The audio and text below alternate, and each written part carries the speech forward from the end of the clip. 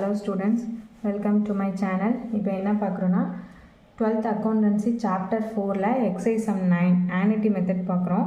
From the following information calculate the value of goodwill under annuity method. Annuity methodல கண்டுபிடிக்க சொல்லியிருக்காங்க.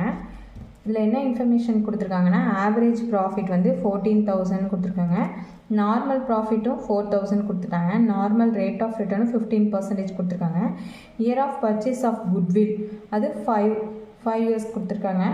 Next present value of 1 for 5 years at 15% per annumல ஆனிட்டியோட டேபிளோட value கொடுத்துட்டாங்க 3.352 சொல்லிட்டு value கொடுத்துட்டாங்க.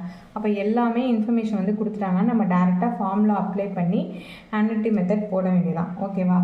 இப்போது ஆனிட்டி கண்டுபிடிக்கிறதுக்கு என்ன formula? Goodwill is equal to super profit into value of annuity. இப்போ வேல்யூ ஆஃப் ஆனிட்டி புக்கில் கொடுத்துட்டாங்க, நமக்கு தெரியும். சூப்பர் ப்ராஃபிட் தெரியாது. அப்போ சூப்பர் ப்ராஃபிட் கண்டுபிடிக்கணும்னா என்ன ஃபார்முலா அப்ளை பண்ணணும்? Average profit minus normal profit. Average profit புக்கில் கொடுத்துருக்காங்களான்னு பாருங்கள். ஆவரேஜ் ப்ராஃபிட்னு கொடுத்துருக்காங்க, நார்மல் ப்ராஃபிட்டும் கொடுத்துருக்காங்க. அதனால நம்ம எதுவும் கண்டுபிடிக்க வேணாம்.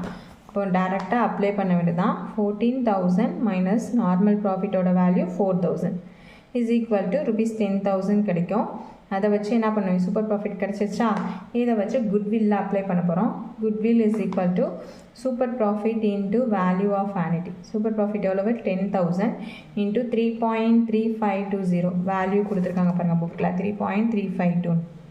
அந்த வேல்யூ வச்சு போட்டிங்கன்னா ஆன்சர் வந்து ₹33,520 வரும். இதுதான் வந்து குட்வில்லோட ஆன்சர். ஓகேவா? ஆனிட்டி மெத்தட் வந்து இப்படி தான் போடணும். தேங்க்ஸ் ஃபார் வாட்சிங்.